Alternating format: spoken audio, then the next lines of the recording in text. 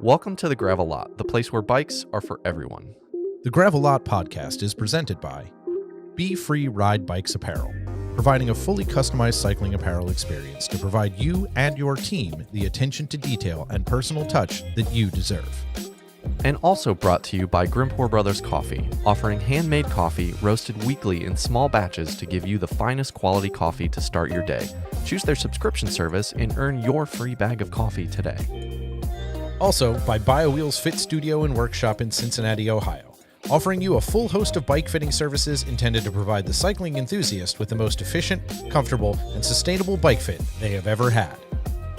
And by the Ritual All Natural Skincare, providing small batch, handmade chamois cream, custom blended for your team or shop right here in Cincinnati, Ohio. Contact us today to learn more. And by Hand Up Gloves. Great gear, better times. Providing a wide range of apparel for bikes, snow sports, and golf in multiple designs and fits to let your personality shine. Our goal with the Gravel Lot is to inspire cyclists of all stripes to ride bikes, share their story, and have fun. We love all bikes and anyone who wants to ride them. So no matter where you sit on the spectrum of bikes, we'll always have a place for you in the Gravel Lot.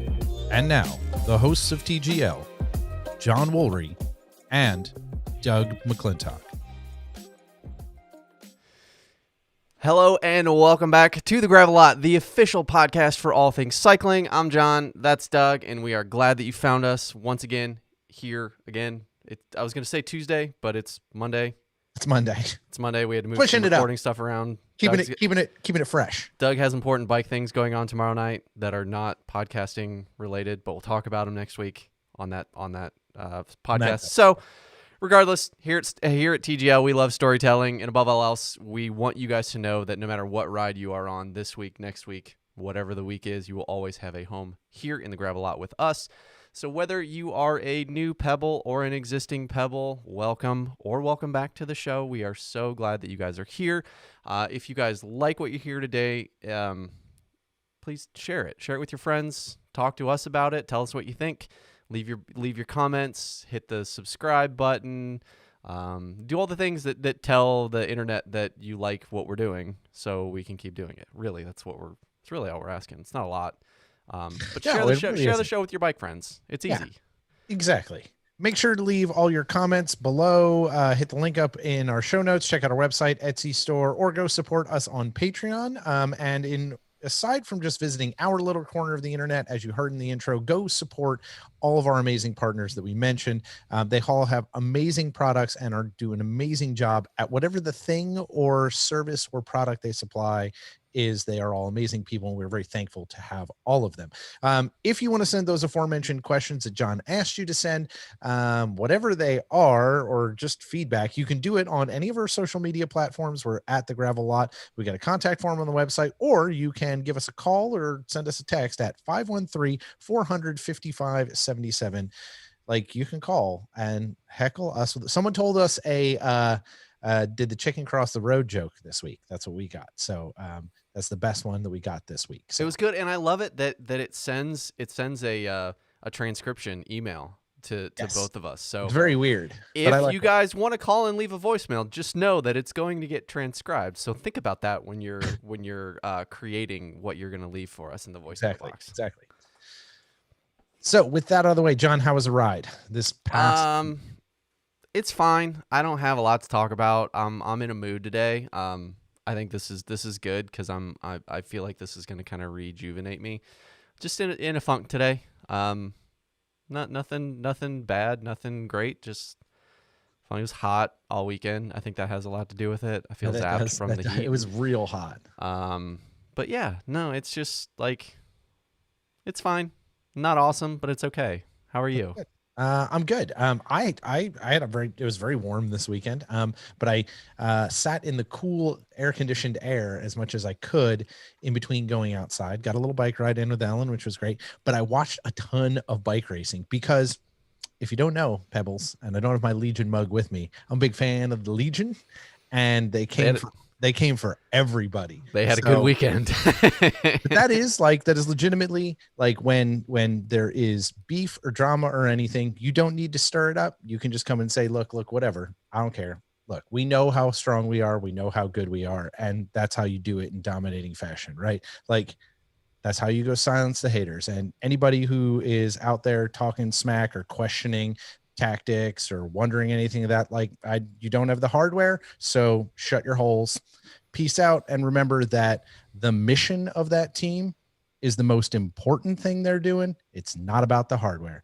Having young Black men up in front winning races and women winning races, that is the message. So if you're not on the Legion train, that's cool. You can support whoever you want, but you got to support what they're doing effort wise. And it was super sick to see them just go out and stomp holes and kick people's teeth. Yeah, it doesn't hurt that. Yeah, like the whole I'm from Missouri show me like. Right. Yeah. No, I mean, they showed Oklahoma. Mission is one thing, but actually going out and doing the secondary piece of it is kicking everyone's ass. Yeah. So it was good. It was really good. It was fun to watch and made me really enjoy it. And I got somebody who I know really was a big cycling person who hasn't followed cycling in a while, got real excited watching it. So that made me very happy. And that was kind of fun to see. So friend of the show, who shall remain nameless.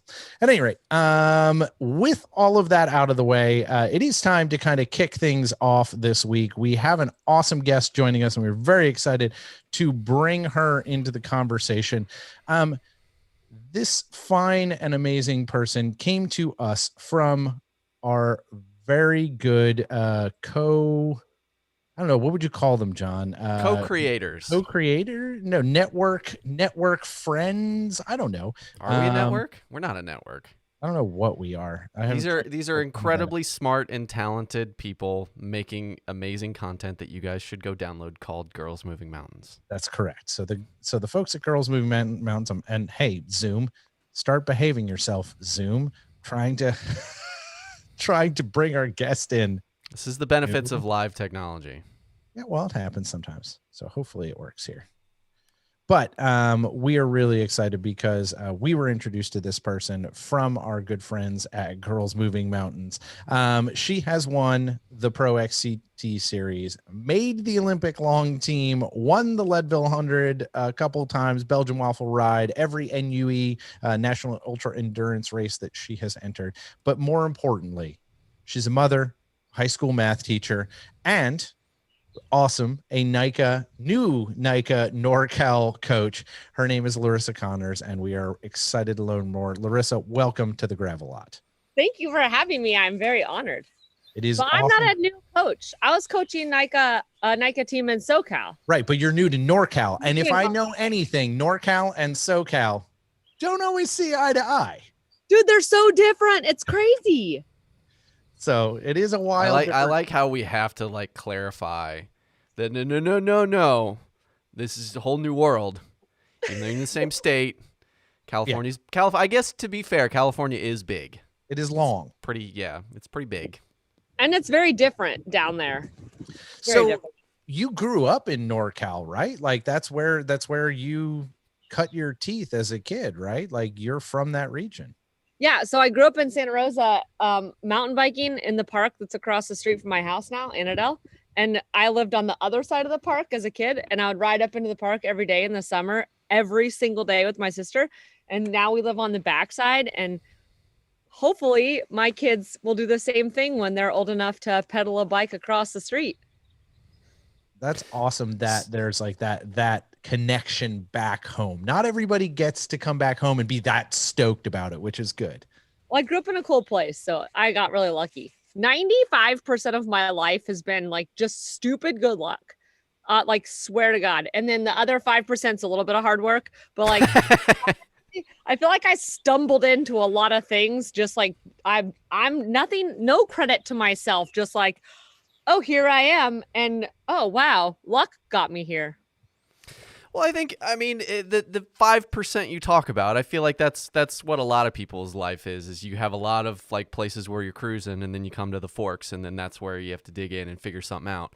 But I think so in getting ready for this, just like everybody else, Doug and I really try and dig in, do our research, read interviews, listen to interviews, things like that. And I think it's important in terms of like when did your work really start? And one thing that you mentioned in one of your interviews, and I think it was one of your team kind of bio pieces, was your work, your competition really started when you were just a couple years old.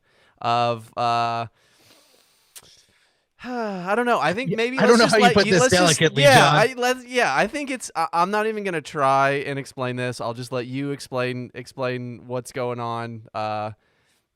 When you were born, and then what happened. You ate your twin sister. You ate your twin. Oh yeah. I don't know how to be delicate. I was trying to. There's no easy way to ask it. You ate your twin sister. It's really disturbing. I was trying to have the world. She was the evil one. And I saved the world from the evil twin. But how do we know that she was the evil one? How do we know that? We don't know. See, but it's a great way to scare my students into behaving, because then really not.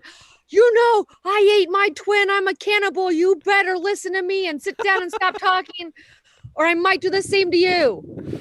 Okay. All right. So like. I'll Midwest manners aside of me trying to like tiptoe into that and failing miserably. Like what I guess walk us through that so we can at least explain to people what happened and what went on. Have you seen the movie My Big Fat Greek Wedding? Yeah. Well, there's a scene where one of the aunts or someone is talking about a lump on her neck and she had to have it biopsied and it was her twin. It's the same thing. It's actually like not crazy uncommon, but like when you have identical twins, the eggs separate apart from each other and then they develop into two humans. But sometimes like they separate one into the other. And so my twin was growing in my neck. And so it wasn't huge, but when I was like 3, there was a lump in my neck and my parents were like, could be cancer. Let's get it cut out. And they cut it out. They're like, hair and teeth and a spinal cord. It's a baby.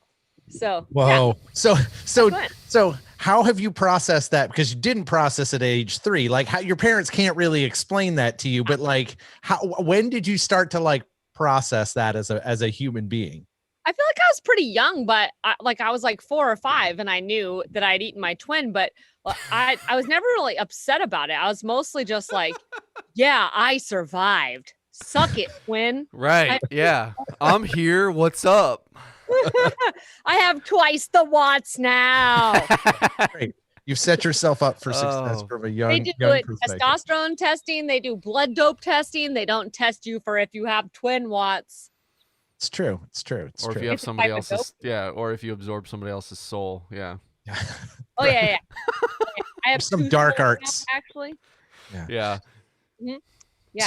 So you and your sister that you didn't absorb because she was not at the same time as you, you two rode bikes together, and did this as a thing that was, because it's out your back door, right? Like, this is part of just living and growing up. And folks, if you haven't listened to the GMM show, you really should go do that, because there's a lot of like detail in that space about what was going on and where Larissa and her sister found this. But you found bikes and it was fun.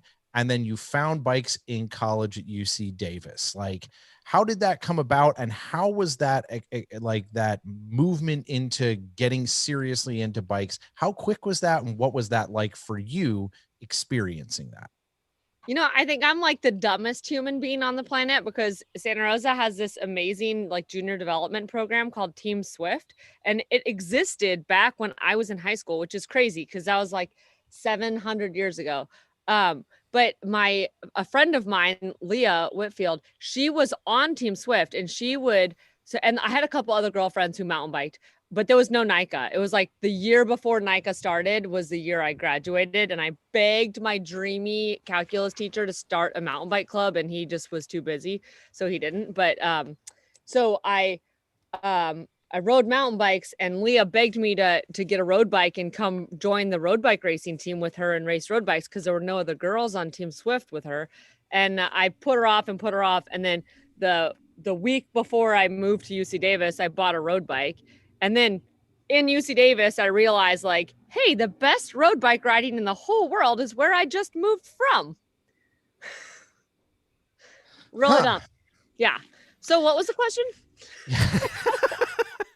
No, but that's part of it, right? Like you even sometimes when you're given those opportunities, you don't necessarily know that you're going to grasp them then. Like, had I known that I was like, had I been in love with mountain biking the way that I should have been, like in New England in the 90s, I would have had Norba and like just crazy stuff, but I was into road biking and Greg LeMond, and that's what I wanted to do, right? So like I missed out on a massive opportunity, but you don't always know that stuff, right? Yeah, you could have been Marla Streb, like, I had to decide between 3 different contracts and they all paid money, and one of them they gave me a yacht, and my life was so hard. Let me be very clear. That book is such bullshit. Sorry, Marla. Let me be very clear. I do not have the physical capability to ever be any of those things. I was lucky I was playing B-level hockey. So we'll just leave it at that. But you found bikes at UC Davis as a thing that became something passionate for you. And it developed from that point for you. What was that development process like for you? Like what were some standout moments in that process for you? Honestly, I bought that road bike and I thought it was the greatest. It was a Specialized Dolce 2 aluminum. Probably had like the shittiest level of components possible. I had that road bike. I thought it was the greatest thing ever. And I was a runner in high school. Like I ran a couple marathons when I was like 18. And I thought like, I am a ultra runner. I run distance. I am so cool. And I get to UC Davis and join the triathlon team because like, why not? And I walk in the room and these people are like, oh, my name's Dan. I just did the Western States 100. Oh, my name's Sally. I just did this Ironman, full distance Ironman. And I was like, I'm not cool. I'm not cool at all. I had never done more than a 26-mile run. So like pretty much immediately I was humbled back down to ground zero. And I didn't have any friends or like I had a job, but I had nothing going on besides like study and work. So I would just get on my bike and go ride with the triathlon team on the weekends. And I like didn't have bike fitness and I didn't know what I was doing. So I just show up for these rides. Like they'd be like, oh, we're doing a 100-mile ride. I would just show up and just pray to God I didn't get dropped every weekend. And it was like, I'm just praying, like we're 80 miles in and I'm just praying like, please get me home. Please get me home. We're at like Lake Berryessa and it's almost all flat from here. And I'm just hanging onto the wheel of the person in front of me for dear life. And so it's just kind of a fun like challenge. Like I have nothing better to do. I want to see the country. I have no car. Let's just ride bikes all the time. That didn't answer that question either. Well, no, but I think it gives some insight into kind of how you're wired. Because the like how I hear that and what my interpretation of it is like you do that once, maybe twice, and then you're like, I don't know if this bike thing is for me, because fitness, to develop that level of fitness at 4, 5, 6 hours of doing something like that and doing that distance takes a while. It's not, couch to 5K in 6 weeks or something like that. It is something that you're not going to get after doing 2 weeks of the weekend group ride. So what about you in kind of looking at yourself going and doing that? Yeah, it's easy to say I don't have anything else to do. It gives me a chance to see the countryside, but you still got to get up, still got to make whatever for breakfast to get ready for that ride and go do it. So what was getting you out of bed on the weekends to go do that ride and stay motivated to go do it every week? This is probably like not an appropriate thing to talk about out loud. Well, no, it's not true, but like there's like a large level of like masochism, I think, in my life. Like I just really like being actually, this is like a theme in my life. Like if I'm in physical pain, then whatever emotional pain that is going on, like can kind of get sidelined because I can just really focus and dig into that physical pain. And I think so like I was having when I left for college, I had kind of a falling out with my parents and it was not like that great. And it was pretty hard and they weren't financially supporting me. I thought I was going to be supported by them. So I had no money. I couldn't get any scholarships or financial aid because the school said, unless you're 26, married, have a kid in the military, or you like formally go through the process of divorcing yourself from your parents, then through our eyes, your parents are supporting you. And I was like, well, no, they're not. They're not giving me anything. Yeah. And the school's like, well, yeah, but you're probably lying to us. So they wouldn't give me any financial aid. So I have nothing. I have no savings because I'm a 19-year-old kid. And I expected my parents were going to be helping me out until like the day before I left. So there was a lot of like financial insecurity and just the emotional insecurity of not having a support system. I didn't know anyone in Davis. Like it was a rough time. And so like probably feeling that pain on the bike, like being out there at mile 85 and not knowing if I'd make it home was kind of like masking the emotional pain that I didn't want to deal with. And that's like a thing that I just do. I think I just like, I let physical pain, Band-Aid over. And I think that's interesting. I think we will come back to that because there's some additional moments that I think it's interesting in what I know of your history and in racing and whatnot, that may come back to kind of be a thing. You then met your fine husband, who is kind of, if I'm not mistaken, the catalyst for you to jump into a mountain bike race in a way that you did not really expect to have happen. Yeah. Well, I mean, kind of like first I was on the triathlon team and everyone on the cycling team thinks that triathletes are dorks. And I didn't know short that. socks. They have short socks. That's the problem. Oh no, they all wear short or too tall. Either it's full compression all the way to the knee or no sock. Yeah. Right. But that's my major gripe. Yeah. So like my Brennan, who's now my husband, I met him at my friend's graduation party and he's like, oh, well, I hear you're like pretty good bike rider. Come join the cycling team. We need more women. And then UC Davis will dominate, which we did. And I was like, oh yeah, I could try it out. And he says, well, come to team training camp with me in Bodega Bay. You can stay for free at my parents' house.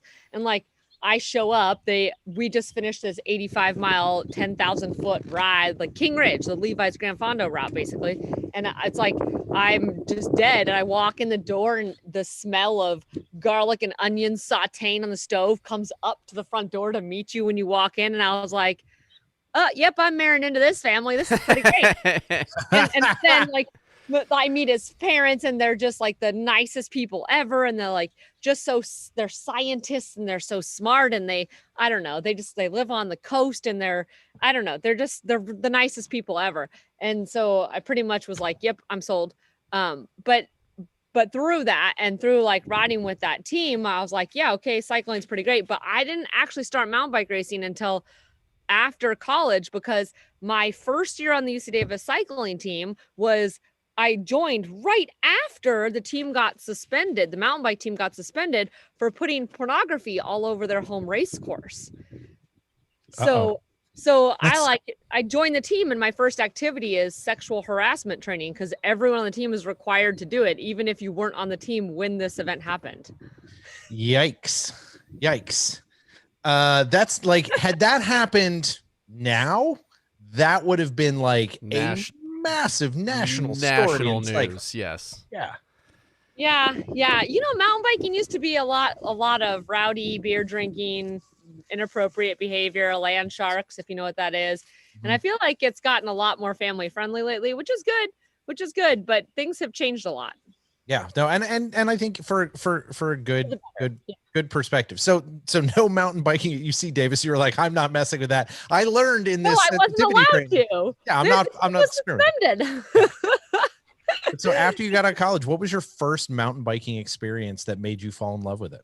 Well, when we were still in college, Brennan gave me this like Frankenstein bike that he like found all the spare parts in his garage. Like, here's some spare rear brake and here's a spare front brake. They don't go together, but who cares? Put it on this giant NRS. NRS stands for piece of shit. Just kidding. It was old and heavy, and I didn't know it was a piece of garbage. Like, I thought it was the coolest thing ever. And we'd go mountain biking. I was like, wow, this is so fun. Oh my God. And then one day, like, I don't know what happened. He rode some other bike and I rode his bike, and I was like, wait a minute. This is another sport when you're riding on your bike, because your bike is actually good. So then I inherited his aluminum Santa Cruz Blur, which was incredible, like the best. It was like a 2008 Santa Cruz Blur. That's pretty old for these days standards. Our friend still has it. We just saw her this weekend. She still rides it. And then we moved, and I was a road bike racer all this time. So I was like really into road racing. I like had dreams of wearing the US team kit and racing in Europe for the US national team. But when we moved, it was for Brennan's dream job, and we couldn't not take it. So we get to Orange County, and there's red lights every 10 feet. So you don't road bike ride down there. It's not like you can't go get a good workout unless you like sprinting off of stoplights.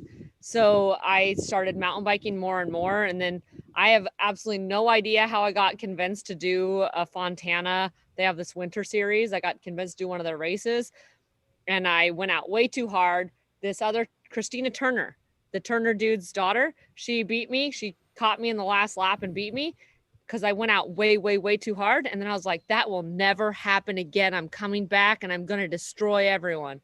And that's how it started. Well, and you had all that road bike fitness. So like you were like, sweet, I can go hard, regardless. But now you got to learn this whole new discipline in racing. And that's cool. Yeah. Road bike fitness. And as we've already stated, she's killed before.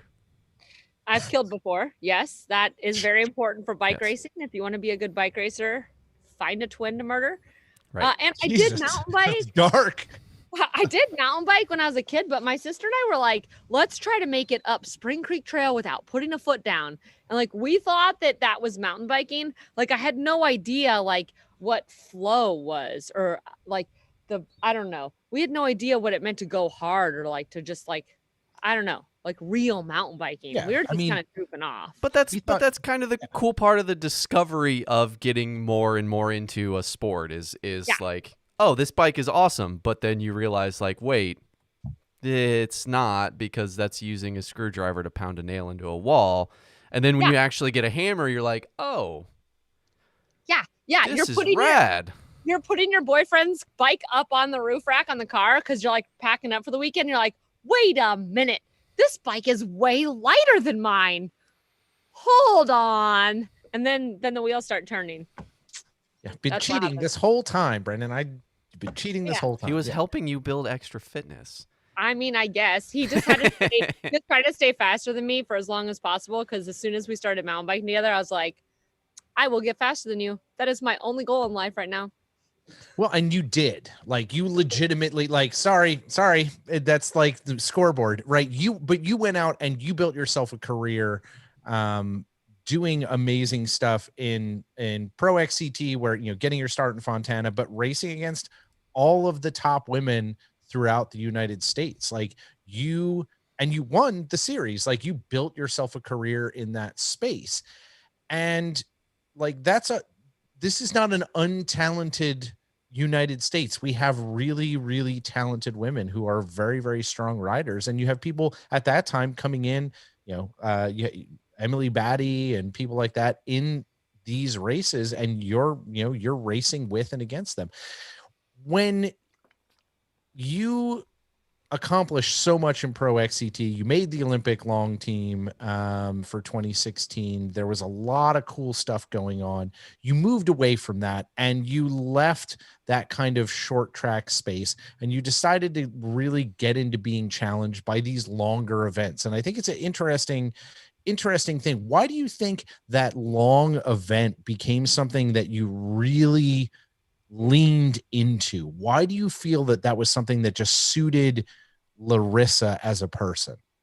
I think there's like a couple different reasons. One of which is that, like, when I was racing cross country, before I even raced my bike, I would ride my bike to teaching. I'd ride 20 miles to school. I would teach all day. I would go run 10 miles to the cross country team. I would throw on my road bike shoes, ride my bike home, switch it out to mountain bike shoes, go for a mountain bike ride with the sprocket heads, the people who lived in my neighborhood who rode these like terrible shitty trails every Tuesday night. And I was just doing so much, like way too much. And I was like way overextended. But then I like hire a coach, and my coach, Matt Freeman's like, you need to calm down and ride less. And that like made me faster. But every time he was like, okay, you can have a 4-hour ride, I would go ride for 5.5 hours. Cause like 4, 5.5, they're really close together on the number line. And so like, I always liked really long rides. I always liked being gone all day, and like coming home so tired, I would just like lay on the floor and someone would have to like spoon applesauce into my mouth because I couldn't even chew. So like that, even when I was racing pro XCT, it was like the struggle was to get me to train less. And so like it was always like kind of in the cards to do ultra endurance. But then that same kind of theme of like, I deal with emotional pain by putting myself in physical pain. Like after the 2016 season, some like really shitty stuff happened. And the way I dealt with it was, again, by riding my bike as long and far as I could, as fast as I could, and like just really beating myself into the ground. There was one ride I did with my old training buddy, Carl, where we were out. It was like a 150-mile ride. It was like 95 degrees out.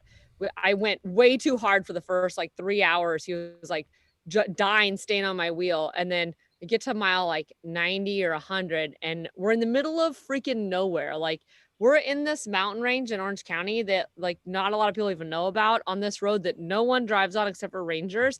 And I just fell apart, and I was laying on the ground, and I was like, Carl, just send the bears. Like, I cannot go on. Please tell the bears to come eat my body. I would like to not live anymore. And that was kind of like the turning point where, like, after eventually an hour later, I got off the pavement and started pedaling towards the candy store, which was still a lot more climbing left, even though Carl told me there wasn't. That's a good riding partner. No, it's flat. It's flat. Like, Don't worry. there's like not a lot more climbing. There's like 1,000 feet. And the whole time I was like, I hate you. I'm like, every pedal stroke is like all of the effort I have. Like every pedal stroke takes everything I have. And then I was like, okay, you need to figure your life out. And I had some sponsors tell me that too. Like, you need to make some plans or have some goals, because this isn't really working out for us. And then Brennan was working for Felt, and he was designing their cross country, like their really lightweight cross country race bike. And they Felt and Brennan were both like, hey, why don't you race Leadville? And that will be how we launch the edict. And it's like a brand new redesign of this bike. It's like, it'll be really exciting. If you win, it'd be really cool. And I was like, yeah, well, everyone already always told me I should do Leadville eventually, but they're like, do it when you're older, because the more life you've been through, the long races aren't as hard, because you, like, in perspective, you're like, I've been through some shit. I can handle this 100-mile race. And so that's like what got me into like, okay, I'll sign up, I'll start training, we'll see what happens. And then I like picked up Belgian waffle ride along the way, just because why not? And I was doing yard work the day before, and I was complaining to my husband because it was 100 degrees, and he was like, it's just a Grand Fondo, Larissa. It's not a Grand Fondo, it's a race. Yeah. Oh yeah. Yeah. Our good friend, Mickey Vukovic, will tell you it is a race. It is definitely a race. Well, and I'm like in Colorado racing Leadville, and someone from the side of the trail yells like, aren't you the girl who won the Belgian waffle ride? And I was like, that's what I'm most known for? Freaking Brendan. Well, like we were saying before we were recording, you are only as good if you're paying attention to racing. You're only as good as your last race. So I guess in that situation, that was a good place for you to be in, because people knew you for that. Okay, so having a pro career in accomplishing things and making relationships, as you stated, with sponsors and things like that, I'm curious from your perspective, when I'm sure you have self-awareness of like, I need to figure out where I'm going next. What's next for me? What do I need to challenge myself with? Because it was like, even when you first got into riding, it was like, okay, you're faster than me. I'm gonna go get faster than you. So there's like that killer instinct is there from the beginning, and I gotta believe that when you're in this nebulous area, it's not a great place. It's not a great place for somebody that is like, I need to go get the next my thing. internet bad? We got you. Can you hear us? We'll see. This is the perils of live. We can hear you. Oh, okay. I couldn't tell if my internet was lagging, so I didn't really 100% hear the question. No worries. Put it in the chat. Yeah. Let's get in a breakout room. Discuss. The teacher in me wants to. No, just kidding. Oh boy, 2020's done. Okay, yeah, hit it again. Yeah. All right. We'll back up. So, okay. So thinking about yourself as short track athlete, and you have these established relationships, and then you're kind of going through this breakup, which is physical, it's emotional, it's all of the things that you're going through, and you don't have plans, but your sponsors come to you and say, look, we need you to come up with something. We need to make this partnership worth it. Based on what you were already struggling with your own, just trying to figure out what was next for you, when you're starting to hear that from outside folks, what was your reaction to that? Because it's one of those things where, like, I think about, like, if I put myself in that position, if you're doing something and you're kind of only giving it, 50% of your effort or something like that, and you think like, okay, no one's catching me on this, but then when somebody calls you out and it's like, you're half-assing this, and it like, oh my God, I've been outed. Like, it feels really close to home. So I'm just wondering if that was a wake-up call for you, or if it was more of just like motivation to go find whatever was going to be next. Yeah, it's actually kind of interesting. I was racing for Team Ride Biker Alliance back in like 2015 and 16, when I was racing cross country World Cup style format.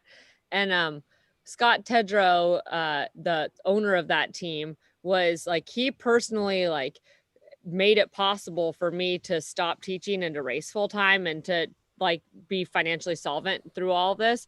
And he didn't just like take a financial investment in, like, I don't know how it was for his other riders, because it was kind of individual for everyone, but like for me personally, like it was more than just like, I am your sponsor. He also has kind of invested in me as a person, and he, like, I had a really good conversation with him, and it was a little bit less like, you're half-assing this, like make this deal worth it to me. And it was more like, I care about you, and I can tell you're going through something, but maybe you need to have a goal to like help you get through whatever. Like, I don't remember the exact details of the conversation, but like essentially he helped me find a reason to move forward and like move past this thing that happened that was so traumatizing. And so like he knew what happened, and so it's like he wasn't being insensitive, but he really helped. He helped me kind of like, I spent some time wallowing in pain. I spent some time experiencing these emotions and processing it.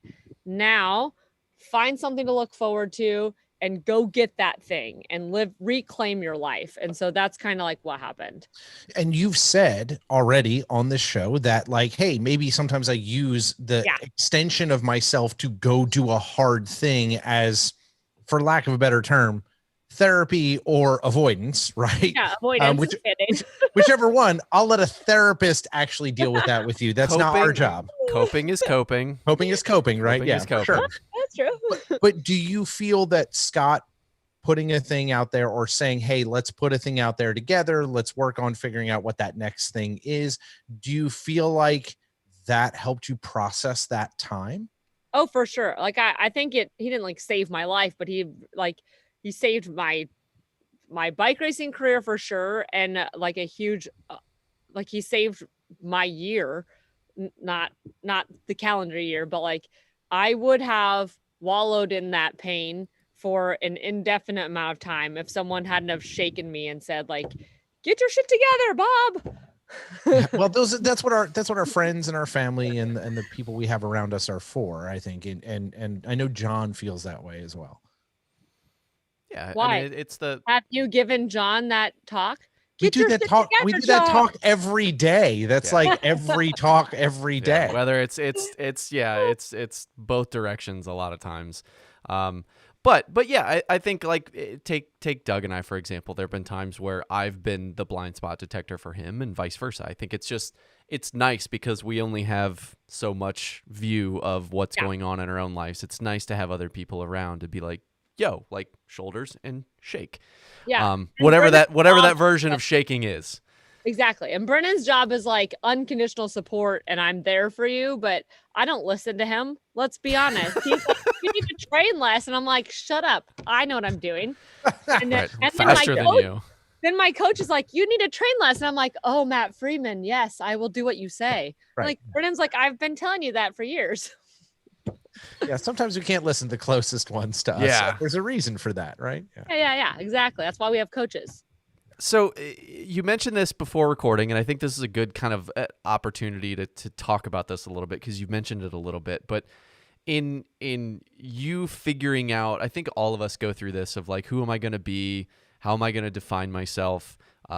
Choosing a career path, choosing these are my hobbies. These are the things that I'm going to like surround myself with to make, let the world know who I am. And obviously by the conversations we're having, bike racing and bikes as just a world and a community have really been how you've defined yourself. But we're also hearing some things in there about like they're also the cause of some of the most traumatic pieces of your life. So like, dude, I don't even know what year it was, but like my first real season of bike racing, like I'm on the Marin factory team. Like I feel like finally, like I've got a sponsorship, and then I get on the podium at Sea Otter, like the pro podium. I'm a nobody, and I'm in 4th place behind Marion Voss. And then Marin Bikes pulls the sponsorship in like October, like 2 months after everyone makes all their deals and gets ready for the next season. I thought that was like the end of the world. Like that was like, oh my God, my world is ending. I'll never race. I'll never have sponsors.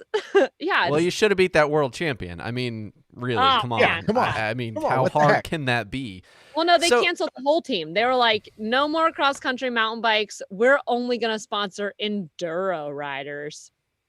So like, cycling has brought me a lot of lows, and that's taught me like, well, you know what? After that season, I like did a bunch of work and I ended up getting on a way better team that actually paid me money. So like that was actually a good thing in disguise, but I had to learn that through getting canned from Marin Factory and then having to find new sponsorship. So what about, I mean, you're talking about things that are kind of career oriented. They are like external facing. What about like you figuring out who you are through this whole process of of becoming this very successful athlete in a couple different iterations of the sport. Like, talk to us a little bit about what all of these experiences, positive, negatives, podiums, failures, crashes, all of those things have kind of shown you about yourself. Maybe that's always been there, or things that kind of had to be uncovered. As you mentioned about, you do Leadville after you have some worldly experiences and you've been kicked in the nuts a couple times, proverbial nuts. But like, through all of those experiences, like, what have you learned about yourself through like struggling and being successful and failing? Who am I?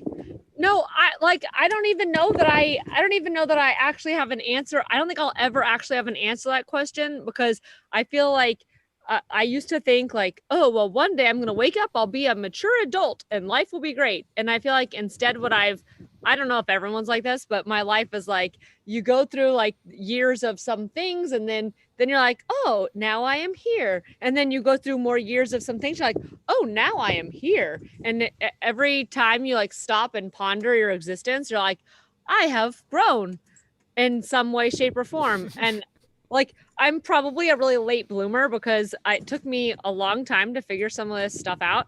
But like, through the pandemic and through like losing bike racing for a year and then having a baby and then acquiring a second baby, like now I don't have a buttload of time to go train and race and do everything that my heart desires. I feel like I've really, I've noticed that, I don't know if this is what you're alluding to, but that the whole arc of my bike racing career was like super positive and super negative for me as a person. Like, I found who I was, I found something I was good at. Like, after the whole college experience and like the fallout with my parents and like not having their support, I feel like I spent a lot of time trying to prove my worth to the world. And I had a hard time figuring out like, why am I worth anything? Like, what about me is worth something? And like, you don't need to be a spectacular athlete to be a valuable human being. You could be good at nothing. You could just live and breathe and thank God. I feel better. I feel so much better now. And you are a goddamn valuable person, and you deserve every happiness. But it took me a long time to figure that out. Like, I thought I had to do something impressive to be worth anything. And it, like, all of these wins helped me feel this sense of value. But like, after all of this is over, after I got the rhabdo and had the baby, I kind of finally in my 30s, which is pretty late, had the realization like, you are valuable if you never touch a bike again. Like, you don't have to go run an ultra marathon. If you wake up and you live your life, you're a human freaking being. Like, you don't have to do crazy impressive things. So how does it feel? So how does it feel to have learned that? Like, I mean, I don't think I've actually like learned it though. Well, like, how does it feel? How does it feel to yourself now? Yeah, how does it feel to stare that in the eye? Right? How does it feel to stare that in the eyes? Because I think I mean, I do this all the time. We were talking about this beforehand, right? Like, what is, like, sometimes your legacy isn't some big statue, right? Like, that isn't what we're all destined for, is to be on the $100 bill, right? Yeah, right? Exactly. Like, but how does it feel to stare that in the eyes? Like, I mean, I kind of like always knew this in the back of my mind, and that's why I'm a teacher. Like, every student that walks into my classroom, I feel like even though I have this in my head about myself, like, I'm not worthy unless I'm the fastest bike racer at whatever race. I look at every student who walks in my room and I think like, so much potential. Every single one of these kids could be like this incredible human being. They could become a neurosurgeon, even if they're getting an F in my class. Like, I feel this about other people, but it's like, I finally feel it about myself, and it's kind of freeing, because like, I finally can go for a ride and not be like, well, people won't be impressed on Strava if I don't get a QOM. People won't be impressed if I don't run a faster mile than I ran yesterday. I'm running now, because when you have kids, you run a lot. You run from the kids. Because there's time. Well, right? no. Yeah, see, time is the time. but we talked about this. Now you're running from getting bit. That's the motivation to run right now. From my cannibalistic daughter. Wait a minute, it's genetic. It is. It follows. Yep. You're a genius. I didn't even think about that till literally this. I think So our like we're walking into like reincarnation territory now because it's coming Damn, back. Like, son. But like back up for a second. I think this is hard for athletes, like young athletes especially. You need sponsorship to survive. You are not making enough money to buy the bike parts you need, to buy the plane tickets to get to X and Y races. So you need sponsorships. You have to be pushing yourself on social media saying like, I am amazing. Look how great my pictures are. I'm beautiful. I am thin. I am fast. Like, I mean, except for if you're Ellen Noble, in which case you are the god of everything because you have it, like she's grounded in a way that I wish I was. And I think that what was I saying? Oh, that just like reinforces that cycle of like, I'm not worth anything. And then like once you secure those sponsorships or whatever, it's like you're always trying to, next year they might go away. I have to keep winning races. I have to keep, because it's also fleeting, and it's like, yeah. So like cycling was really good for me because it gave me that I'm valuable, but then it also at the same time was like tearing down that intrinsic value, because it's constantly telling you like, you have to have better social media content. You have to do a better job at making relationships with sponsors and all that.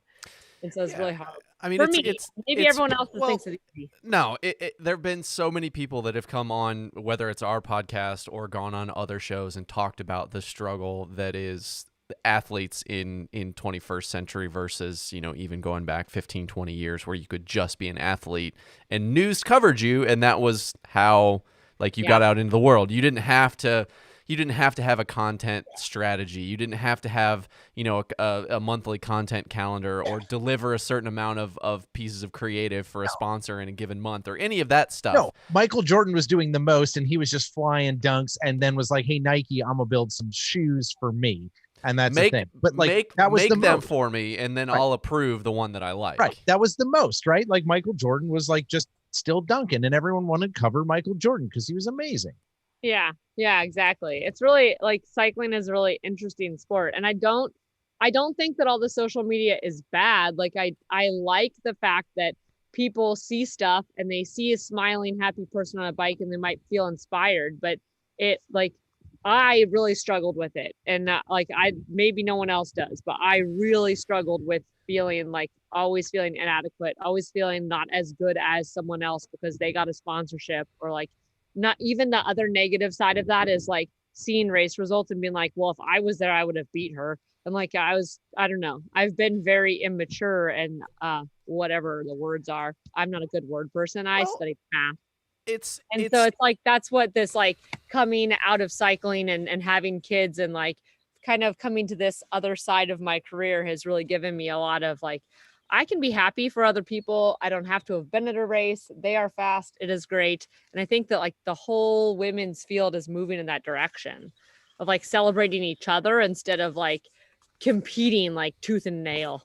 Yeah. And it's tough, right? Because we talked about it earlier where bike racing is like, in our pre-show, we were talking about Legion this weekend down in Oklahoma. And it's like right now they are like, they are the jam because that's fresh in everybody's mind. But if they go to the next race weekend and they have poor results, like I can easily see, no, they won't. But the objective is I can see how self-worth becomes tied to those results because there's so many other pieces that come with it in terms of making sponsors happy and moving product and getting more followers and all of those things. And it is cool on one hand that we're starting to see people that are walking away from racing and being able to create social media kind of worlds. Ellen being one of those people that is kind of her own little force of nature. And she will race. She will race again when her back is healed, but she can survive with and without it. Yes, but is still powerful without having like, oh, my last race result was single digits or whatever. But it's nice. She's powerful while like projecting a truth. Like she's not projecting a lie about her life. Like everything is so beautiful. It's like, this is honesty. This is raw. Yeah. Yeah, and I think that like the more that we can like whether it's the three of us talking about it like this or more people can put those sort of things out, and I think we're all getting tired of the like perfectly framed Instagram photos and things like that where it's like that's not That's not what this is. Like, I think at this point, a lot of people are aware that the majority of bike racing domestically is people barely making by and probably working another job to pay the bills to go play on the weekends and go play bikes. So the whole idea of like this Instagram influencer thing is like, it's all kind of horseshit in some instance. So why don't we get to a point where we are being, more supportive of each other, whether it's the male field, the women's field, whatever the case may be. But but I think getting back to you specifically, was it the combination of rhabdo, pregnancy, pandemic? Like, was it this perfect storm for you that gave you kind of some of that clarity to look back on pieces of your life, to get some of that, like, to clear up some of the mud of like self-worth? Or was it one of those things specifically? Yeah, again, I'm like ridiculously lucky and I just fell into the perfect situation.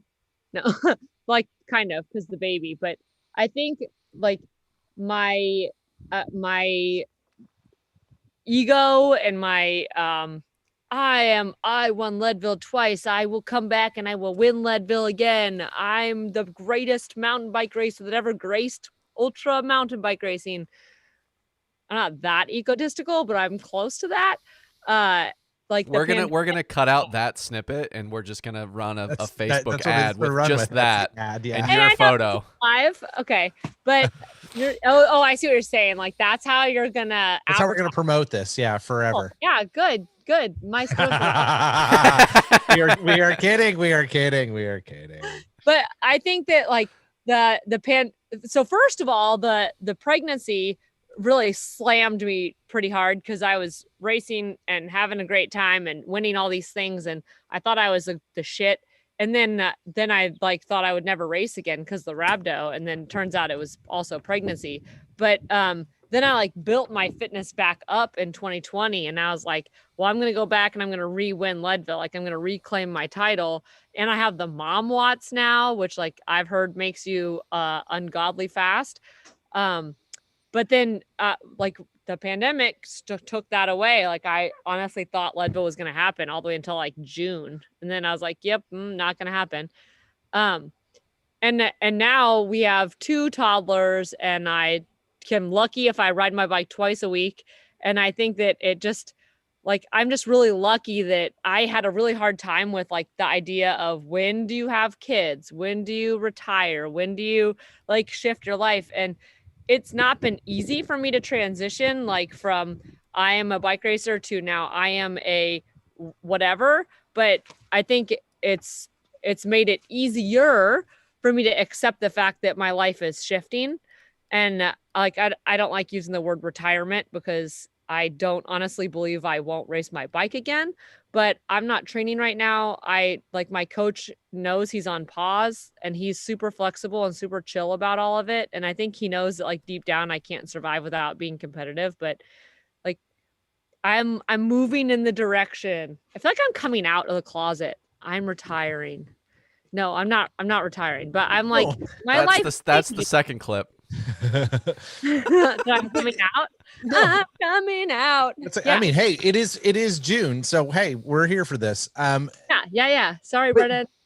But this is interesting because it is about phases, right? Our lives don't happen in these neat little boxes where we get to go, now I'm done with this thing, I'm putting it away. That's they're not linear.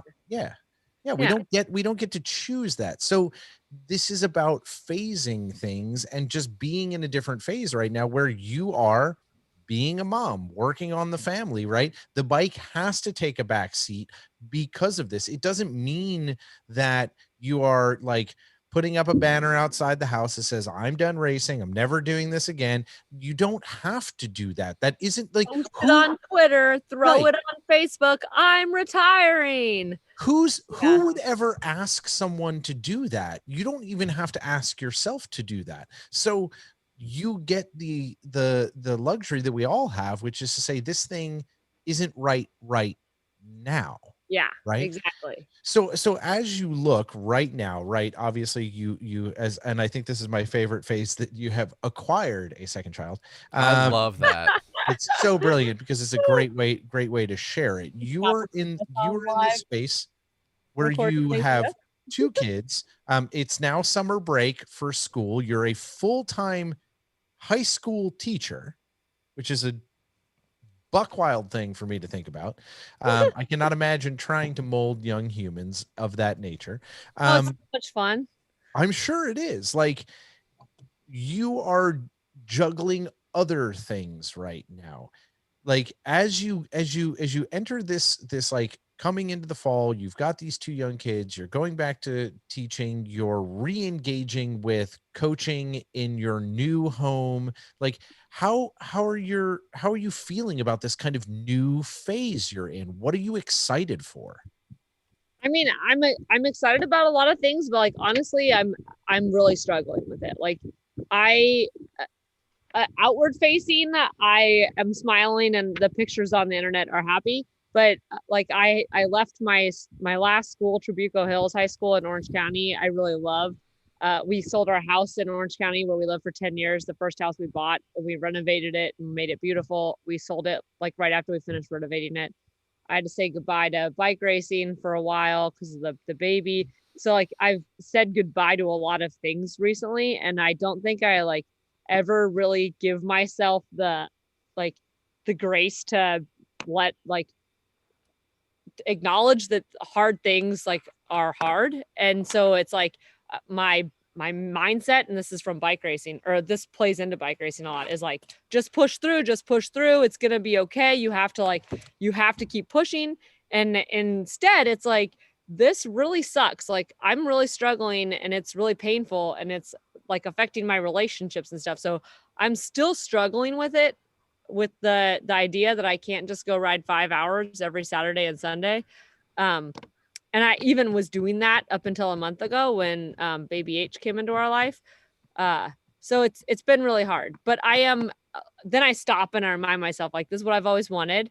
I'm excited to like teach my kids to ride a bike. I'm excited to take them in the van and go show them Colorado and like show them, the national parks. And I'm excited to like actually coach a full season of NICO, which will be really fun if Brendan can handle watching two toddlers at the same time.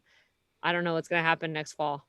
You just have to put them on one of those things. You just got to do the slow group, right? So you got to put them on a back ride. Yeah, put them on a back. Yeah, exactly. And then be like, sweet, then you can do it. But you got to do the slow group. You can't be out there trying to like huck off stuff and go with the fast kids, because that's dangerous. Baby dangerous. Well, like all those things. Like I'm excited about, like we went to the park this morning. We walked to the park and then sat and played in the sand for an hour. And like, those are things that I always dreamed about doing. Like, this is so dumb, not dumb. This is so, I don't know. It's just like stereotypical. Like I always wanted to be a mom and play with Play-Doh and draw on a cardboard box. And like, when I stop and look at what I'm doing on an hour to hour basis, I'm like, yeah, this is freaking awesome. Like, how lucky am I?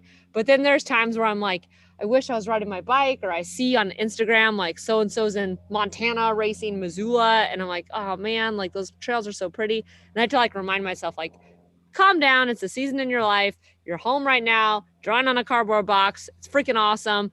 One day you're going to be cheering for your kid on the sidelines of Missoula. Maybe. Well, and look, I think the pace that your life was moving at with bike racing, you can't be moving at that speed and go to something different without some sort of whiplash effect. And it sounds like a lot of this stuff came pretty abruptly for you. Not that, that having your first child comes abruptly, because there's. Oh no, that came abruptly. Well, I mean, relatively. Well, there's still 3.5 months in. Right, but there's still you're like, dang, I thought it was 9 months. It's only 6. Ah. Right, yeah, I was gonna say there's still some baking period in there, but yeah, things aside, but like in the kind of arc of your life, these things have happened pretty quickly. Yeah, and it's a lot to ask of anybody to say, like, there's so many people. We talked a little bit in the pre-show about Jake Wells and about how much he struggled with kind of what was the transition away from full-time bike racing for him, and how much he had wrapped himself up in defining who he was by, last week's race results, or being a partner to this sponsor, whatever the case may be, and figuring out like, oh my God, like who am I without those things? And I think you're very, very lucky in the sense, very similar to him, where you have a partner, you have a child, you have a lot of these things that are giving you like immediate perspective.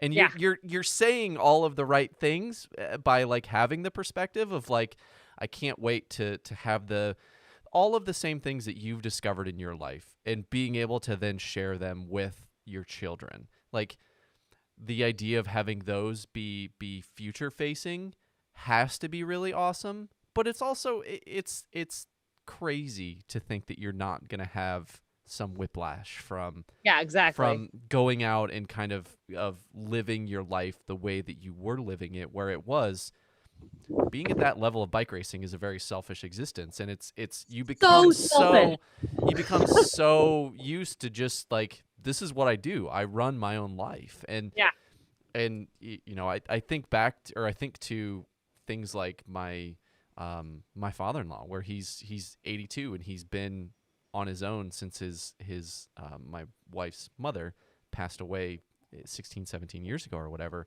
He's been on his own for that long. And you think about like the traits that you acquire in that amount of time of like compromise or understanding that there's other things in the world, and you don't get just those. it's just that they don't work, they don't happen. But just like, it's not intentional. It's just that that's what it is. And for everything that happened in 2020, like, it's kind of this weird, in hearing you talk about it, it's like this weird perfect storm that allowed you an off ramp into motherhood and into whatever this next phase, hashtag not retirement, like whatever this next thing for you is of like, where does bike racing sit in your world? How are the kids going to be integrated? Where is Nika going to sit in all of this? Like, so, I mean, I hear you, but also like, I think you use the word grace in terms of like looking forward, but I think you also got to probably cut yourself a little bit of grace and looking kind of what is behind you, because it was, 300 miles an hour to 5 is pretty abrupt. And I think that's something that like a lot of like almost everyone learned from the pandemic, is like just to be graceful with yourself, because things are hard and it's okay to struggle. And then it's okay to like be in, I don't know, it's not like I had COVID. It's not like I lost a parent to COVID, but it's still okay to struggle. And it's still okay to like, I don't know, acknowledge that something is really hard for you. Like, you don't have to be strong just because you have the worst case scenario. Yeah, you don't. Yeah, you don't have to be like, well, I have to be strong because I don't have the most horrible things happening. Yeah, exactly. Other people should be more upset than me. You can acknowledge that you have things real good, and that you're very lucky and have hashtag blessed, right? But so blessed. but it is good to know, like, hey, this is a thing that is hard for me, and I think that piece of acknowledgement of ourselves and learning about ourselves gets us to a place where no matter what we're going to do in the future, or what we're going to do tomorrow, or even what we did last week, allows us to like, make something awesome happen. So I think this is an interesting thing that I want to bring up, because you're a teacher, right? This is part of how you function in the world. Like, now, granted, you teach math, a subject that is very difficult for me. And, I appreciate the fact that not difficult for you. You just didn't have the right teacher. That's correct. And I would like to say that I did make a note that you had a dreamy calculus teacher. Must have been the right teacher. Gosh, Mr. LaFrance. do we need to have a, do we need to have like a little quick? Yeah. No, you can talk about that with your psychotherapist. That is not our space. But like, you're a teacher, you're sculpting young students, you're giving them a lot of yourself and your life experience, which you've built up, right? But I have to understand or imagine that is a two-way street. What do you think you've learned, especially over this past year, from your students? What have they taught you that's allowed you to approach where you're at right now in a better way? Dude, they're so humbling. Like, I came in 17 or 18, I came back to school after a weekend. Like someone flew me to Aspen to do Lance Armstrong's birthday ride, his 50-mile race. They flew me into Aspen and then flew me back in time for school on Monday. And on one day I recorded a podcast with Lance. On the next day I did the race, and whatever. And I come back to school on Monday and I'm like, guys, you're never going to guess what happened this weekend. It was the craziest weekend. And they're like, what happened, Mrs. Connors? Like, I was on Lance Armstrong's podcast. And they're like, who? I was like, oh, you're right. His face isn't on money. You have no idea who he is. Like, one generation removed, or like one, like if you're really into cycling, you follow all the people on social media who are in cycling, and you know all the people, and you know about the Williams brothers, and you follow Ellen Noble, and you know about Yolanda breaking her hand on Sunday, and like, the things. But like, if you don't give any craps about cycling, none of those people exist to you. Like, they just don't even exist. And so I was like, wow, you're right. I put all this time and energy into like training so hard and doing so well in my race and posting the right thing on social media, and like, this is all this energy. Like, what is going to happen when I'm 50 years old and I can't do this anymore? And so like, my worth is wrapped up in this thing, and suddenly I can't do it. Like, my race results from 2016 don't even matter anymore. Like, nobody freaking cares. I think no one cares about, I mean, Leadville results are on Wikipedia, so I guess I'm on Wikipedia, but you know what I mean? Like, what you do, how you impact people on a day-to-day basis, like the relationships I have with like my students and my husband and my friends and the people in my community, that is so much more meaningful than a race result from a day. And I think that the students really help me remember that. Especially like when I come back to school on a Monday and I'm all bloody, and the kids are like, you need to find a hobby you're better at. Wow. Yes, you're right, children. You're right. You're like, oh, that hurts. Like, on a deep Ow. level, I got these scars and I still won. Like, what the hell? I'm proud of these scars. Yeah. Yeah, they're So- humbling. So let me ask this: in terms of I married a teacher. Smart move. She's way smarter than I am. You like being poor? What's that? You like being poor? Well, the interesting thing about her is she is so smart that she worked her way into administration. Oh yeah, that's pretty smart. Yeah, I'm not that smart. So but the interesting piece about kind of being around a teacher is you not only see what the kids teach you, but in the process of learning how to teach something as complicated as math. Like, it's black and white. The answers are pretty much, it's not like teaching an art class where 1 + 1 is baked potato. The answers are kind of the answers, but the process of getting there can be complicated. So what do you think the process of you kind of working your way into being a teacher and learning how to teach all of these different learning styles, all of these different kids with all their different ways that they can learn, and then obviously going into the pandemic with a whole different kind of learning period, like, what do you think that has taught you about yourself in relation to all of these other things? Because it's nice. I mean, side note, I think you should have led with the personal flight into Aspen and out. Like, that's a pretty solid flex, regardless of like, if it was Lance Armstrong. Those kids would have been, you'd be like, well, someone took me on. I feel like that would have gotten their attention, and then maybe it would have like given you enough grease of the wheels for them to like Google who Lance Armstrong was. Thoroughly unimpressed with me.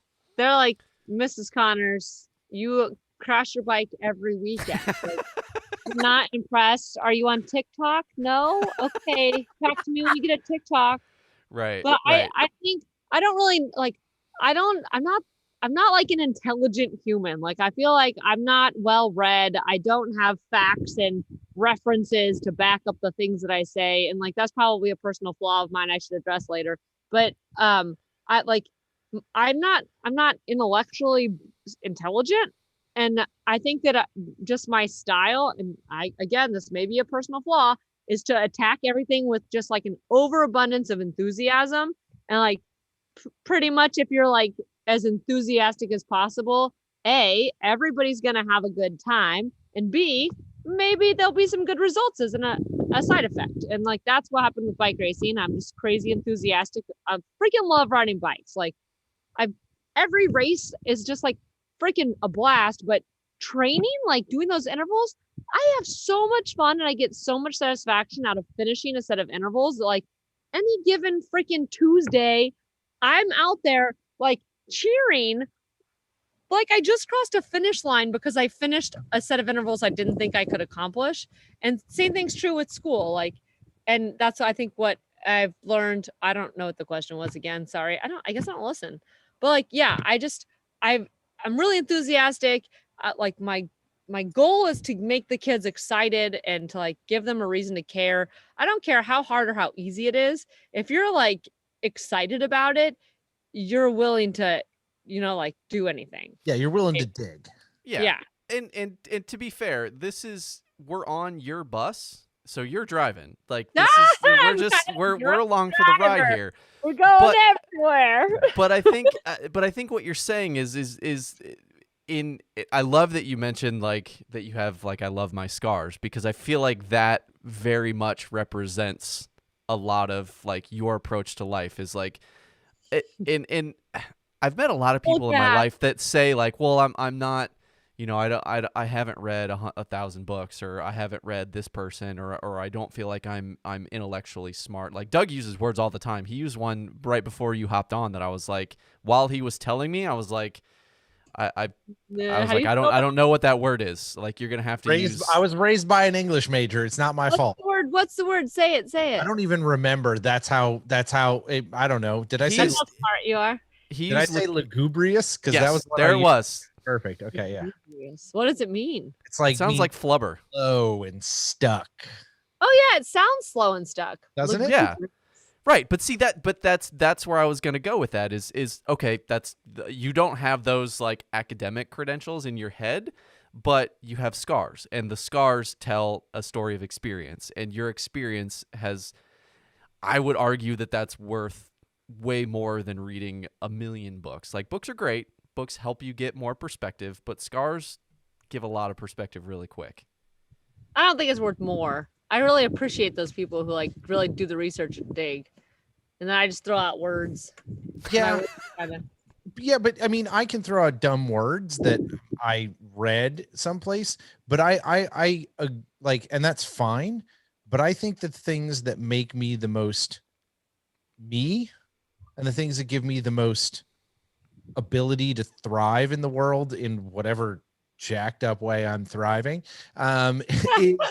is like John said, the things that cut me so deep and so hard that I had to re-examine where I was at, that I had to like go, oh God, what am I doing? Yeah. And to be clear, I'm saying scars, both the one that you showed on your elbow and the ones that no one can see. Yeah. Yes. Yeah. Physical and metaphorical. Yeah. Yep. And you've like endured a bunch of those, and now you're just going to have a bunch of bite marks from your children, which would be different scars, yes, right? Like those are coming too, right? Those are. If you have young children, if your child is under the age of 1 year, good job. It's easy right now. Get ready for it to get hard. Yeah, because it gets really hard when that little bugger starts walking around, talking and pulling each other's hair and then biting you. Oh. And now you have to teach them manners. You have to teach them to eat your freaking food. Like your kid is 1 and they eat anything. And you're like, I'm such a good parent. My kid eats anything. Curry, sweet potatoes, potato leek soup. Like I am a genius. And then your kid is like 18 months and like, I don't want to eat the salmon. You're like, look, you little shit. People would kill for this meal. Like, what is wrong with you? You ate salmon a month ago. It gets really freaking hard. Yeah. Is it just going to get harder? I think so. Wait until they become the age they're about to go to college, and you get to deal with all the things that you were giving your folks. Right. I was going to say, there's like an arc. There's like, I feel like after you get through like the terrible years, I'm not going to say 2 because I feel like for some kids that lasts a little bit longer. The next 18. But then you get like 5, 6, when they're starting to develop their personality up until hormones start, I feel like that's the cool part. Okay, And so like it's like easy, it gets harder and harder and harder, and then there's like a trough, and then okay. I mean, I'm speaking from absolutely zero experience, but that seems right. Yeah. See, Let's the just all problem with the hypothesize. I mean, that's where pandemic we're is at. that like we can't go to like play dates and the park or anything. So I've like had no interaction with. Well, we have one family that we're friends with, but like but their kid is like, Maya was speaking in full sentences when she was 9 months old, and I'm like, French. God damn it, Addie, you won't even say hi, like. Like I can't compare my kid to that kid. That kid's a genius. Sick your kid on them. Just like no, she's really cool, and we really like them a lot. Well, like we went to the park today, and my kid doesn't know how to interact with other children. Another kid came over and dumped sand on my kid's head, and I was like, "Oh, thank God, I'm not the only one." Like, no, trust me. Dump sand on kids too. Trust me, I've been out in the world. I've been out in the world in the past like couple weeks doing things, and guess what? All adults are basically dumping sand on each other's heads. It's basically how we're all interacting at this. It's real bad. It's great. Bad. It's so great. It's like we're starting over from scratch. Anything is possible. I back it, and I think it's the way we should look at that. So if we're starting over from scratch, I think this is a good time to ask you what's next. Like, do you have anything that you're like, you know what, I'm gonna like, you've got a new baby, you've got, you've got 2 children, acquired. I think that's just the word of the day. I don't know if we should keep using the word acquired, but like, okay, so for anyone who is not aware, that the second baby is a foster baby, and so what's next is we're going to start making dinner, and then we're going to eat, and then we're going to go to bed, because we're living literally hour by hour over here. Because for one thing, like, we don't know what's happening. Like, we don't know how long we're going to have this baby with us. And so we're kind of just making the most of every hour and loving on the 2 kids as much as we can, making sure they don't pull each other's hair out as much as we can. Because we don't know if this is going to be 6 months or a year or what's happening. And there's no way we can know. So we're just we've gone from like planning out our year, like, oh, well, and I'll go to this race, then I'll go to that race, and I'll buy this plane ticket, and I'll go travel there, and then I'll be on off season. We've gone from that kind of like long vision to like, we're going to make it through this week, and we're going to start over on Monday again. So that's what's next. I mean, but that's like, there is a purity in that. Yeah, it's beautiful. Yeah. It's really helping me stay like grounded in the I don't race my bike right now. I'm not traveling like everyone else. Like, I have nothing to quote unquote look forward to, but like instead it's helping me just like really stay grounded. Like, you know what? Let's go out to ice cream tonight. Like, that's something to look forward to.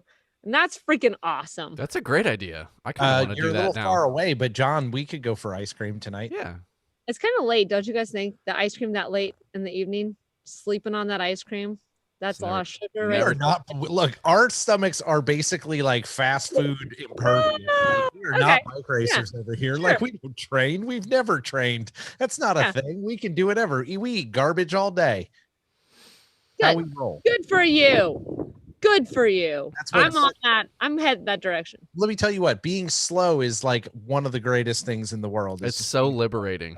It is. No, I really appreciated. Like, I went for a ride on Saturday. We drove up to Mendocino. We slept in the van with the 2 kids for the second time ever. And then we switched off. He rode first, I rode second. And on my ride, like, I was like, you don't have to go fast. You can go whatever speed you want. And I ended up going fast because fast is fun. But like, there were times I was going uphill where I was like, shift down again. I'm gonna crawl up this hill. This is great. I'm gonna make this last. Don't tell my husband I said that. I was half hour late. Well, look, that's okay. It's okay. You were enjoying your time. Yes. And I think there's something special about that. So we have covered so much stuff, and this has been so good, but I do want, and we always close on this question because I think it's an important one. And so all of our listeners are the pebbles, right? Because everyone is a pebble in the gravel lot of life, right? We're all pebbles. Except for I'm a shard of glass in the gravel lot. Okay, it's fine. It's fine. Don't slice tires. Don't slice tires. But if better than a needle. Yeah, exactly. That's the wrong type of gravel lot. But if you wanted the pebbles, our listeners, to take something home to think about as they like enter their new week and move on with their things, what would you want the pebbles to think about from our conversation tonight? I mean, this is something probably everybody else already knows, but maybe not. Like, I've been obsessed with, like I said, planning and buying plane tickets and figuring out where I'm going and the training plan and the long distance vision.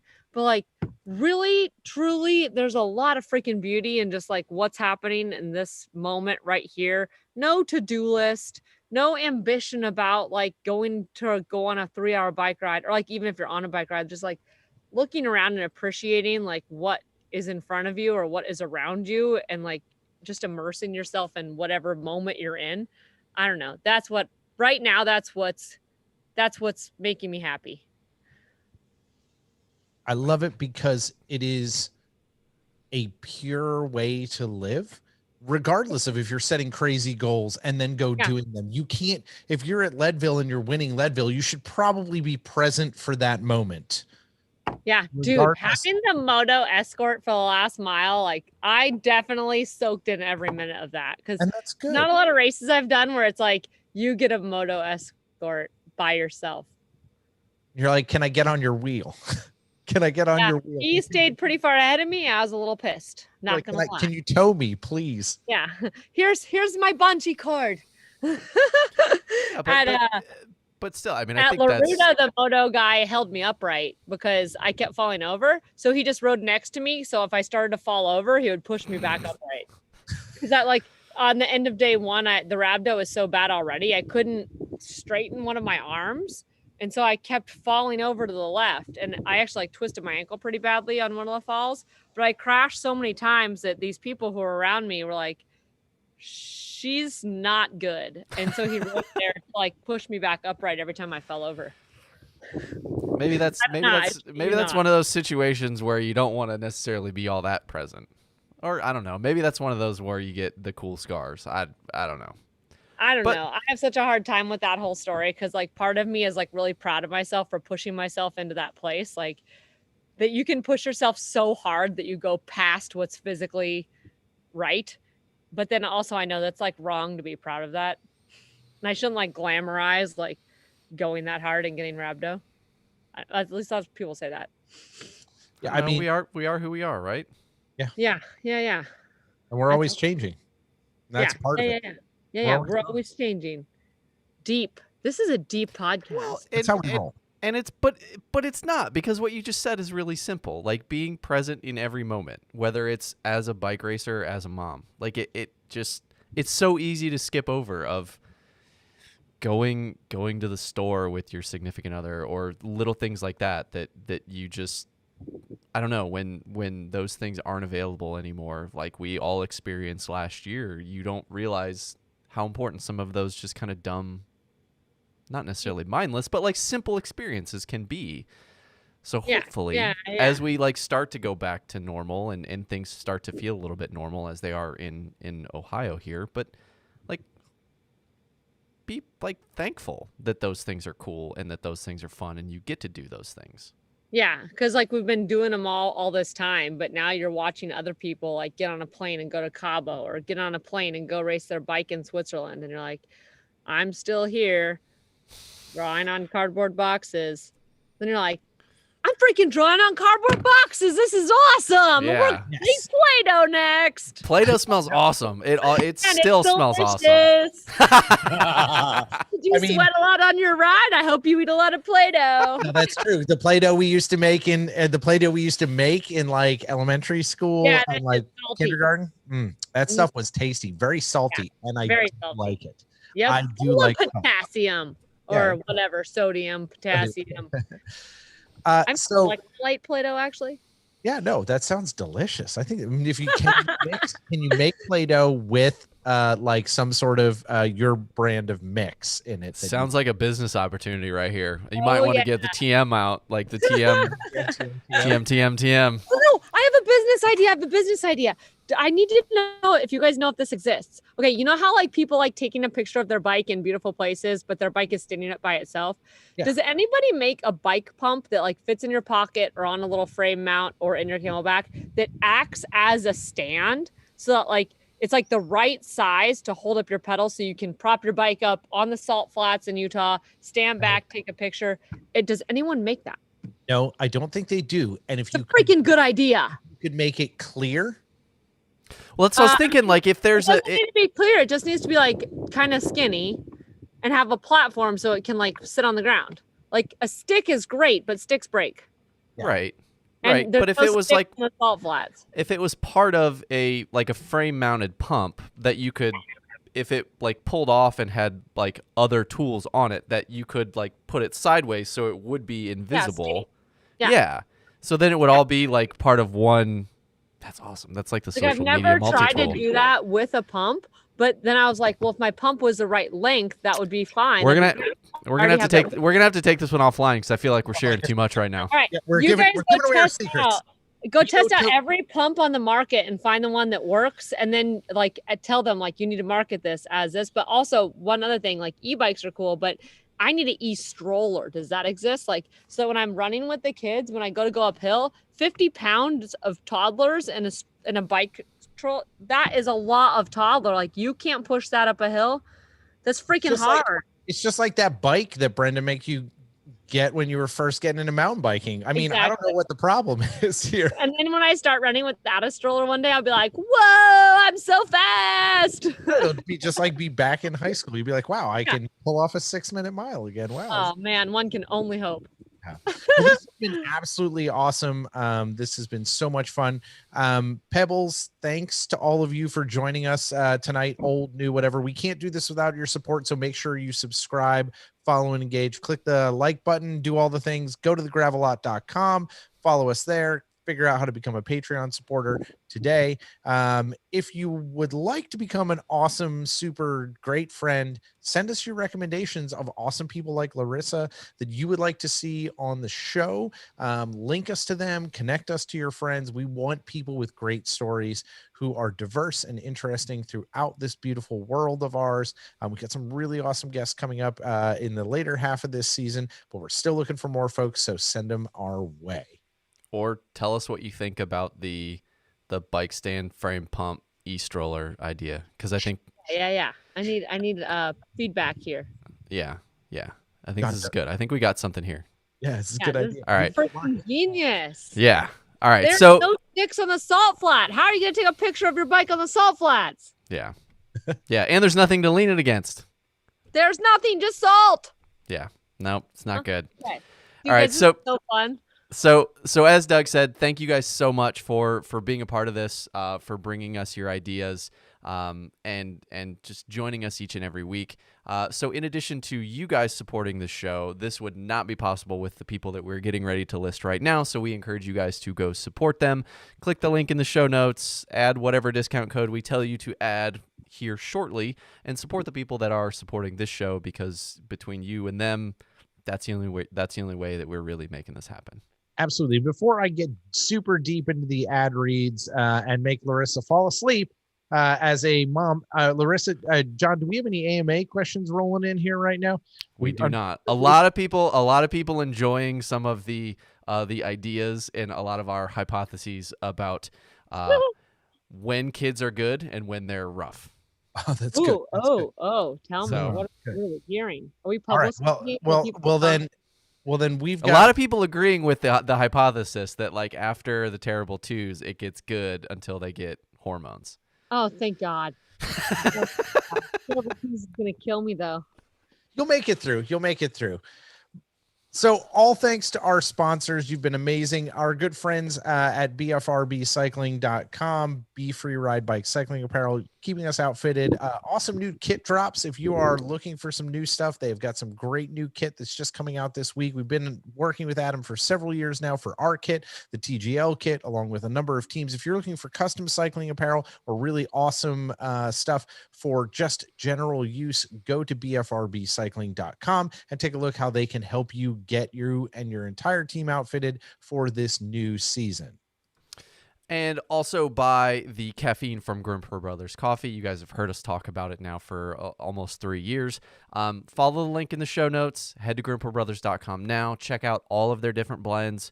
Choose whatever your specific topic that you want to support is, and Dan will donate a portion of the proceeds from that specific bag to that cause. So not only do you get hand-selected, small batch roasted, great coffee each and every day, you are able to give back to something awesome that's going on in the cycling world. Like I said, athletes, events, causes, all of those things. So go to grimperbrothers.com now. Amazing coffee, great causes. And don't forget, if you sign up for this coffee subscription service, you will get 1 free bag of coffee, which ends up being a pretty good deal. Absolutely. Larissa, we are going to let you go because you've got toddlers and they need. I'm getting texts from their dad. She's got to be in the. She's got to be in the moment. Got to be in the moment. Brennan's been handling probably some fighting going on, maybe some fighting. So you go handle that. Thank you so much for joining us. Super fun. We really appreciate you being here for sure. Thanks, guys. Have a great Monday. We will. See ya. So Larissa's off to solve the family challenges, which is, I guess, how it's got to be, man. That's one of those things. That's that's what she was talking about. That's why you can't be racing bikes right now. We were an hour and 30 minutes maybe total with her, and it's already. But it's like my day. My day started with one of the dogs eating a mole. And I've just been like, well, if I need to be on dog throwing a mole up in my living room, then this is what I have to be on. You got to deal with the things that you are given. Whatever life throws at you, yeah. Absolutely. So if life's thrown at you an uncomfortable pain in your back, your knees, your legs, because you may be out of position on your bike, you should probably go see our good friend Mitch at BioWheels Fit Studio right here in Cincinnati. He offers an amazing fit and a whole host of services just intended to provide you with the best fit you've ever had on your bike. He's got a whole bunch of awesome bikes coming in, constantly understands what he's got coming into the space. So go visit Mitch at BioWheels Fit Studio so you can get a new bike or the best fit you have ever had on your bike. And we are also supported by the Ritual All Natural Skincare, which hopefully you're wearing that shirt. I am wearing this. This one's nicely like patinaed too. I was gonna say weathered, but I like patina. That's my fancy Doug word for you guys. So it is small batch handmade chamois cream made right here in Cincinnati, Ohio. It's actually being made right now by Mitch Graham's wife, Kate. So if you guys are interested in the Ritual or BioWheels, feel free to get a hold of us and we will put you in contact with them. But the thing that makes the Ritual so special, it is using all natural, locally sourced ingredients that actually come from the earth. They are not petroleum products, not any of the bad stuff, parabens, oil, anything like that are going to be bad for your skin. It's stuff that's actually good for your skin. It makes it stronger. It makes it healthier. It makes it more moisturized, which obviously makes it a great chamois cream. So the even better part about what they're doing is they are allowing you, the customer, to decide exactly what type of chamois cream you want. So you can pick what the tub looks like. You can pick the graphics. You can decide what it smells like, and then you can decide whether it's menthol or not. So really every part of the chamois cream, it's really similar to designing your own custom kit. If you've designed a custom kit, you get to pick short sleeve, long sleeve, you get to pick the graphics, you get to pick all that stuff for it. We're doing the same thing for chamois cream as well. So get your chamois cream to match your gloves, to match your kit, to match whatever your cause is for Grimper Brothers Coffee. Go get your bike fit. If you want to get in contact with the Ritual or BioWheels, feel free to get in touch with us. We will make sure that you guys can get in touch with them. Absolutely. And as brought up on the show this week, our good friends at Hand Up Gloves are doing a project with Ellen Rose Noble right now, like her own glove. Awesome. It is amazing what Hand Up's doing. They provide gloves for multiple sports, not just bikes, also golf, also snow sports, for those of you who are either in the southern hemisphere or are just trying to look at what they want when the snow comes back, if that's your preferred method of shredding. They offer awesome stuff in a whole bunch of different ranges with amazing personality. Like I said, Ellen's new glove just came out today. It's awesome. I want to buy a set for myself. And you can save yourself 10% off everything in their store just by clicking the link in the show notes and then going to that and entering code Pebble $, and you will save that 10% off everything they've got. So make sure you cop yourself some awesome new hand up stuff. They are amazing, and we adore all of their equipment, including jorts. There it is. Now it's an official show. Now we can sign off. So jorts. Yes. You guys should know by now, we love hearing from you. We love interacting with you. If you guys send us an email, a contact form, message on Facebook, Instagram, Twitter, it's going to be Doug and I responding to you. So that's how we interact with the world and through you guys. So like, please do that. Reach out to us, send us your thoughts, send us your feedback. Find us on all of the forms of social media. Head to thegravellot.com. You can find, we talked about a lot, the Girls Moving Mountains podcast. All their episodes are there. Pink, Blue, White, the Bike Shop Show, which is going to have a new episode this week. The Beeline articles, all of our old content from the Gravel Lot. Like, there's tons of reasons for you to go to the Gravel Lot, and you could spend your entire week listening to content on thegravellot.com. We're going to be doing the live show still. This week was a little bit different, doing it on Monday night because Doug doesn't understand how to read a calendar. Correct. I still love him though, but normally it's going to be Tuesday nights, 6:30 p.m. New York time, YouTube, Facebook, Streamlabs. We talked about Patreon. You guys know we have an Etsy store. All those links in the show notes. Hit the Linktree link or go to thegravellot.com and you can find all that stuff. Thank you guys so much for listening to the show. If you're listening this far in, we love you guys, and you really are the reason that we keep making this thing. Absolutely. Like, this is a labor of love and something we care about, and we hope you do as well. We love to hear from all of you. And we love to hear when you are supporting people that we love, like our sponsors, or even the guy who makes the awesome music right here, Wadaboy.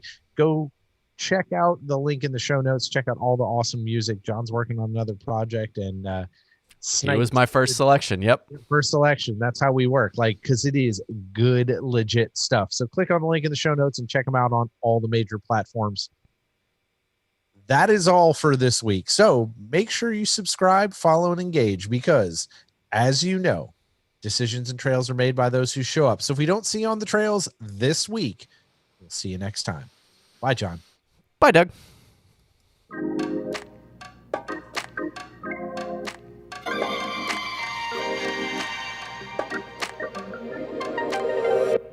Thank